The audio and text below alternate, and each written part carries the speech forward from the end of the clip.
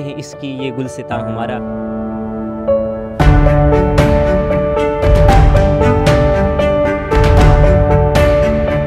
मुझे बहुत अच्छा लगा आज प्राइम मिनिस्टर मोदी जी से मिलके। मुझे बहुत खुशी हुई क्योंकि मैंने आज पहली बार देखा, मुझे यकीन ही नहीं हो रहा था कि वो हमारे सामने। और उनकी बात मुझे अच्छी लगी कि उन्होंने बोला मैं हर काम में मुझे थकान महसूस नहीं होती। నరేంద్ర మోడీ గారి యూట్యూబ్ ఛానల్తో ఒక కొత్త రికార్డు క్రియేట్ చేశారు.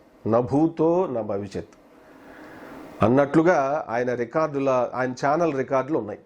ఇప్పటికీ ఏ రాజకీయ నాయకుడు ప్రపంచంలో 2 కోట్ల సబ్స్క్రైబర్స్ని గెయిన్ చేసిన ఛానల్ లేదు, ఇంక్లూడింగ్ అమెరికా ప్రెసిడెంట్ కూడా. బైడెన్ కూడా వ్యూయర్షిప్ పరంగా కానీ సబ్స్క్రైబర్స్ పరంగా కానీ మన నరేంద్ర మోడీ గారికి ఉన్నంత ఫాలోయింగ్ లేదు, చాలా తక్కువ ఉంది, ఒక వంతే ఉంది. అందులో వ్యూయర్షిప్ పరంగా అయితే అసలు వన్ అండ్ ఓన్లీ అన్న రికార్డు ఆయన క్రియేట్ చేశారు. 450 కోట్ల వ్యూయర్షిప్ ఇప్పటి వరకు నరేంద్ర మోడీ గారి వీడియోస్ ఛానల్కి వచ్చినటువంటి వ్యూయర్షిప్. ఇట్లా చూసుకుంటే అంటే అది ఛానల్ 2007 నుంచి ఆయన ప్రారంభించారు. ఇప్పటికి దాదాపు 2007 అంటే దాదాపు 16 సంవత్సరాలు అవుతా ఉంది. 16 సంవత్సరాల కాలంలో 2 కోట్ల సబ్స్క్రైబర్సు, ఆ వీడియోలకి 450 కోట్ల వ్యూయర్షిప్ సాధించారు. సో వ్యూయర్షిప్ పరంగా అయితే కొంత ఉక్రెయిన్ ప్రెసిడెంట్ జెలెన్స్కీ వీడియోలు ఒక 22 కోట్ల వరకు వ్యూయర్షిప్ ఉంది. మరి జెలెన్స్కీ అంటే రష్యా కష్టకాలంలో చిన్న దేశం ప్రెసిడెంట్ అయినా కూడా యుద్ధాన్ని ఎదుర్కొంటూ ఆయన ప్రపంచవ్యాప్తంగా కొంత తన లీడర్షిప్తో ప్రజల్ని ఆకర్షించిన పరిస్థితి మనం చూసాం. ఇంకా మోడీ గారి తర్వాత సబ్స్క్రైబర్స్ పరంగా చూస్తే బ్రెజిల్ మాజీ అధ్యక్షుడికి 63 లక్షలు ఉన్నారు అంతే. ఆ విధంగా చూస్తే ఓవరాల్గా ఎట్లా సాధ్యపడింది ఇది అనేది చూస్తే మరి మోడీ గారి యొక్క లీడర్షిప్ కావచ్చు, ఆయన స్పీచ్, ఆయన వ్యక్తిత్వం ఇంటర్నల్గా ఎక్స్టర్నల్గా, ఆయన ఆహార్యం, ఆయన వేషధారణ, ఇట్లా అనేక రకాలుగా ముఖ్యంగా ఆయన ప్రజలతో సంభాషణ చేసేటప్పుడు అది ఏ మాధ్యమమైనా రేడియో కావచ్చు, మరి టీవీ అదే ఈ పార్టీ మీటింగుల్లో కావచ్చు, నేరుగా ప్రజల గుండెల్లోకి ఆయన స్పీచెస్ వెళతాయి. ప్రజల హృదయాలని ప్రజల గుండెల్లోకి వాళ్ళ మాటల ద్వారా చొచ్చుకుపోగలిగిన వాళ్ళే గొప్ప నాయకులు అయ్యారు. మనకు ఉదాహరణకి అంటే వాళ్ళ స్పీచెస్లో ఒక ఎమోషన్ ఉన్నప్పుడే అది సాధ్యపడుతుంది. అట్లా మనం చూసుకుంటే గతంలో మనకి మరి తెలుగుదేశం పార్టీ వ్యవస్థాపకుడు మాజీ ముఖ్యమంత్రి దివంగత అన్న నందమూరి తారక రామారావు గారు కూడా ఆయన స్పీచెస్ అద్భుతంగా ఉంటాయి, ఒక ఎమోషన్ ఉంటుంది మాట్లాడుతుంటే. బేసికల్గానే ఆయన మంచి నటులు అవ్వడం వల్ల ఇంకాస్త ఇదిగా ఉంటుంది. ఆయన ఏ టైంలో ఎక్కడ స్పీచ్ ఇచ్చినా కూడా ఆ ఎమోషనే ఆయన స్పీచ్కి ఒక బలం. అంటే ప్రజలకి అర్థమయ్యే విధంగా సింపుల్గా మంచి పదాలు అన్ని వర్గాలని ఇంప్రెస్ చేసే విధంగా స్పీచెస్ ఉండడం అనేది చాలా ముఖ్యం. అలాగే వైఎస్ రాజశేఖర రెడ్డి గారు కూడా ఆయన ఆహార్యం కానీ ఆయన స్పీచెస్ కానీ ఎంత ఇంపాక్ట్ అనేది మనం 2004 నుంచి ఆయన ప్రమాదవశాత్తు చనిపోయే వరకు మనకి తెలుగు ప్రజలకు మనకు తెలుసు, సమాఖ్యాంధ్ర ప్రజల్లో రాజకీయాలకు అతీతంగా. అలాగే మరి అటల్ బిహారీ వాజ్పేయి గారు కూడా మంచి స్పీకర్, అద్భుతమైనటువంటి స్పీచెస్. ఆయన బేసికల్గా కవి, ఆ గంటల తరబడి మనం చూస్తూ ఉండే విధంగా మాట్లాడగలిగినటువంటి వాక్పటిమ, ప్రజారంజక జనాకర్షక వాక్పటిమ. అంటే అవి నేరుగా హృదయాల్లోకి మైండ్లోకి వెళ్ళిపోతాయి వాళ్ళు చెప్పేవి. సో మోడీ గారు కూడా అంత గొప్ప స్పీకర్. ఆయన ఆఫ్లైన్ మాట్లాడినా ఆన్లైన్ మాట్లాడినా అద్భుతంగా ప్రజల్ని ప్రభావితం చేయగలిగినటువంటి స్పీకర్. అదే ఆయన మేజర్ స్ట్రెంగ్త్ అనిపిస్తుంది నాకైతే.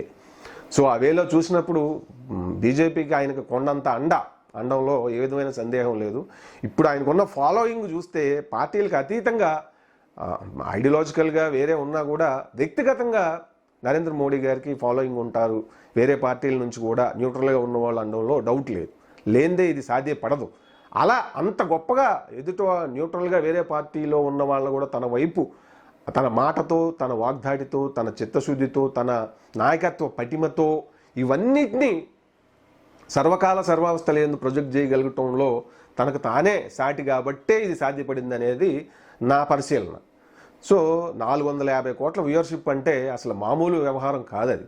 ఇక మనం కాంగ్రెస్ పార్టీ యువనేత రాహుల్ గాంధీ పరిస్థితి, ఆ ఛానల్ ఇది చూస్తే జస్ట్ 35 లక్షల మందే సబ్స్క్రైబర్స్ ఉన్నారు. మోడీ గారితో పోల్చినప్పుడు ఎంత వ్యత్యాసం ఉందో చూడొచ్చు. జనరల్గా మరి ఈ ఇప్పుడు సామాజిక మాధ్యమాల్లో ఉన్న ఒక ఫాలోయింగ్ కూడా ఒక క్యాలిక్యులేషన్, ఒక కౌంట్ అవుతుంది, ఒక లెక్క.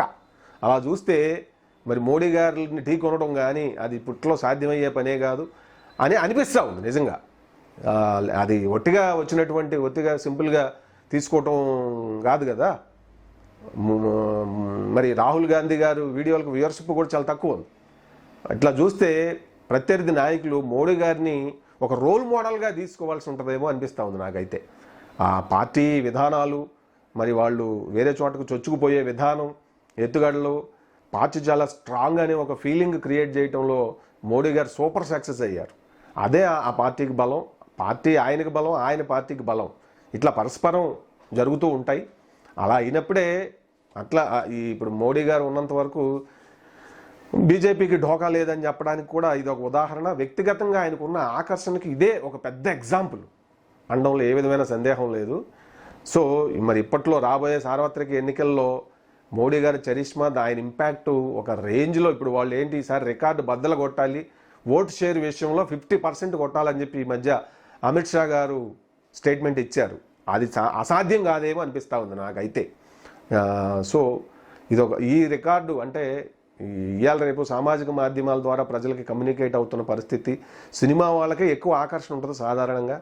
వాళ్ళు కూడా సాధించలేని రికార్డ్ని పొలిటికల్ లీడర్గా నరేంద్ర మోడీ గారు సాధించగలిగారంటే ఆయన వ్యక్తిత్వము, ఆయన determination, dedication towards a work చేసినా, అది రాజకీయాలైనా ఏదైనా, ప్రజలతో అంత చిత్తశుద్ధిగా, అంత హానెస్టీగా, అంత సింపుల్గా ఆయన కనెక్ట్ కాగలగడం అనేదే ఆయన గొప్పతనం అనిపిస్తూ ఉంది.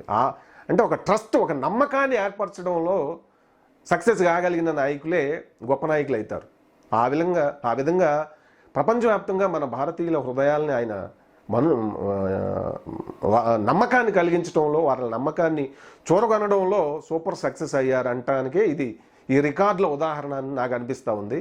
మరి ఆ వేలో అప్పటికి ఇంకా ఎంతకాలం పడుతుందో ఆ స్థాయికి రావడానికి మిగిలిన రాజకీయ నాయకులకి, ముఖ్యంగా మరి నెక్స్ట్ ఎప్పటికైనా ప్రధాని దేశానికి అని చెప్పి ఎక్స్పెక్ట్ చేస్తున్న కాంగ్రెస్ వాళ్ళు ఆశిస్తున్నటువంటి రాహుల్ గాంధీ ఆ స్థాయికి ఎప్పటికి రీచ్ అవుతారో మరి ఆయన క్లియర్గా ఆయన స్టడీ చేయాలి బాగా.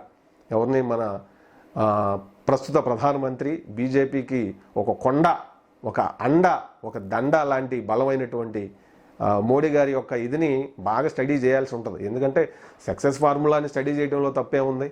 సో చూద్దాం మరి రాహుల్ గాంధీ గారు ఎప్పటికీ మోడీ గారిలో కనీసం సగానికైనా ఈ సామాజిక మాధ్యమాల ద్వారా ప్రజలకు రీచ్ అవుతారు అనేది. అంటే ఆయన 1 కోటి మందిని రీచ్ అయితే గొప్ప విషయమే, అది సగానికి రీచ్ అయినట్లు. అప్పటికి మరి మోడీ గారు ఇంకెంత స్థాయికి వెళ్ళిపోతారో చెప్పలేం. సో ఈ తన యూట్యూబ్ ఛానల్ ద్వారా నరేంద్ర మోడీ గారు సాధించినటువంటి ఘనత మామూలు ఘనత కాదు. అది కేవలం అదేదో వచ్చిందిలే అని తేలిగ్గా తీసుకోవడానికి లేదు. అది రాజకీయంగా కూడా ఆ పార్టీ పరంగా ఆయన ఎంత బలంగా ఉన్నాడు బీజేపీ పార్టీకి, ఆ బలాన్ని ఢీకొట్టడం అంత సాధ్యమైంది కాదు, అంత తేలికేమీ కాదు. దాన్ని బట్టి వ్యూహాలు రచించుకోవాలి ప్రత్యర్థి పార్టీలు అని చెప్పడానికి ఇది ఒక సందేశం అనేది నా అభిప్రాయం యాజ్ అన్ అబ్జర్వర్గా. మీరేమంటారు? మీ అభిప్రాయాలు వ్యక్తపరచండి.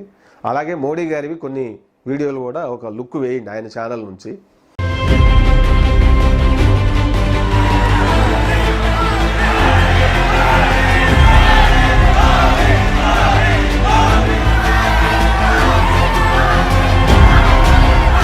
हर तरफ एक ही गुंज है, जन जन की यही पुकार। भाजपा का ट्रैक रिकॉर्ड है कि भाजपा जो कहती है वो करके दिखाती है। हर तरफ एक ही गूंज है, 3 दिसंबर को भाजपा भाजपा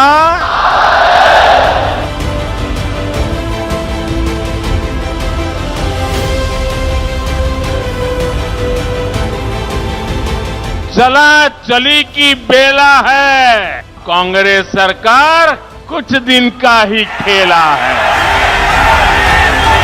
वो कितनी ही गालियां दे दे, आपका प्यार उनकी गालियों को भी चूर चूर कर देता है। छत्तीसगढ़ कह रहा है, आओ नहीं सही वो, बदल के रही वो। कांग्रेस के पंजे को मिलेगी करारी हार। एमपी चुनेगा भाजपा बार बार।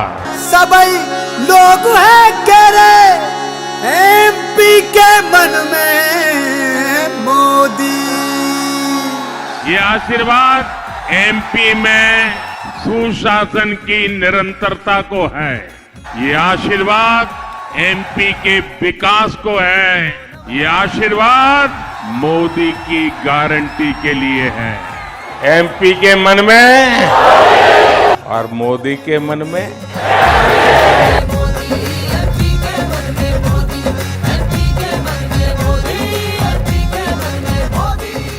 गालो जी कोनी मले वोट जी। गहलोत जी कोनी मिले वोट जी। गहलोत जी कोनी मिले वोट जी। राजस्थान के जन जन की है यही पुकार, आ रही भाजपा सरकार। मोदी साथ अपनो राजस्थान। मोदी साथ अपनो राजस्थान। अपनो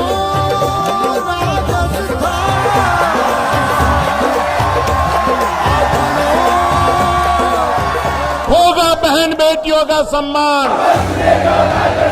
भ्रष्टाचार का मिटेगा निशान।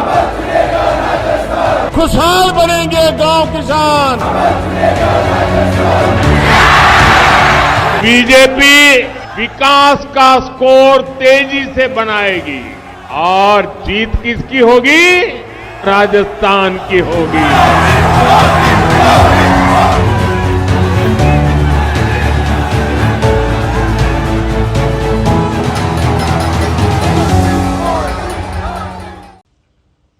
साथियों, क्रिसमस पर गिफ्ट्स उपहार देने की परंपरा है।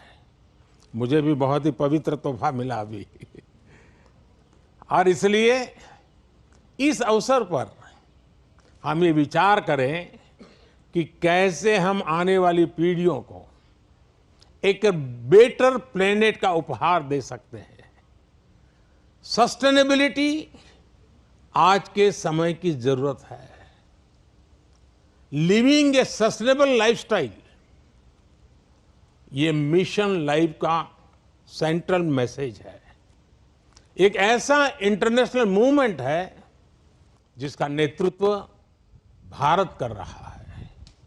ये अभियान प्रो प्लेनेट पीपल को प्रो प्लेनेट लाइफस्टाइल अपनाने के लिए प्रेरित करता है। और भी संपत जी ने जो छोटी किताब में ग्रीन कलर लाने के लिए कहा है ना, उसका यही भी एक रास्ता है। और उदाहरण के लिए रीयूजिंग और रिसाइकलिंग, बायोडिग्रेडेबल मटेरियल्स का इस्तेमाल, मिलेट्स श्री अन्न को अपनाना, मिनिमल कार्बन फुटप्रिंट वाले उत्पादों को खरीदना, ऐसी कई चीजों को हम अपनी डेली लाइफ का हिस्सा बना सकते हैं और बड़ा बदलाव ला सकते हैं। और मैं मानता हूं क्रिश्चियन कम्युनिटी जो इतनी सोशली कॉन्शियस होती है, वो इस मिशन में प्रमुख भूमिका निभा सकती है, नेतृत्व कर सकती है। साथियों, एक विषय वोकल फॉर लोकल का भी है। जब हम स्थानीय उत्पादों को बढ़ावा देते हैं, जो हम भारत में बनी वस्तुओं के एम्बेसडर बनते हैं, तो ये भी तरह से देश सेवा ही है। वोकल फॉर लोकल के मंत्र की सफलता से देश के लाखों लाख छोटे उद्यमियों को उनका रोजगार जुड़ा है, स्वरोजगार जुड़ा है। और इसलिए मैं क्रिश्चियन कम्युनिटी के लोकल के लिए और वोकल बनने के लिए आप सबका मार्गदर्शन उनको मिलता रहे, ये मैं जरूर आग्रह करूंगा। ਜਦੋਂ ਤੱਕ ਅਸੀਂ ਆਪਣੀ ਵਿਰਾਸਤ ਦਾ ਸਨਮਾਨ ਨਹੀਂ ਕੀਤਾ, ਦੁਨੀਆ ਨੇ ਵੀ ਸਾਡੀ ਵਿਰਾਸਤ ਨੂੰ ਭਾਅ ਨਹੀਂ ਦਿੱਤਾ।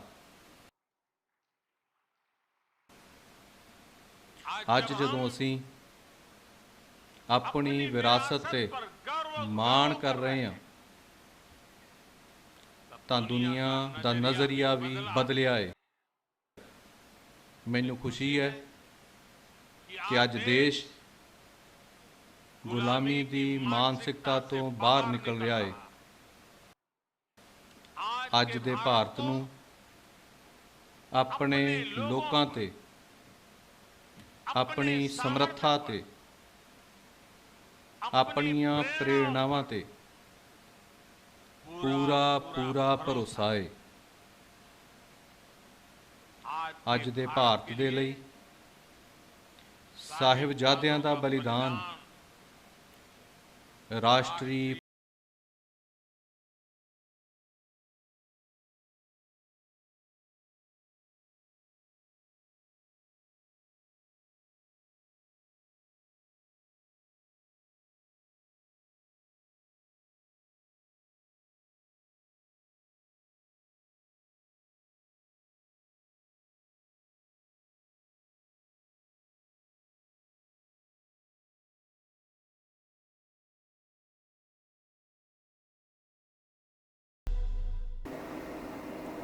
So one and only Narendra Modi social మీడియాలో.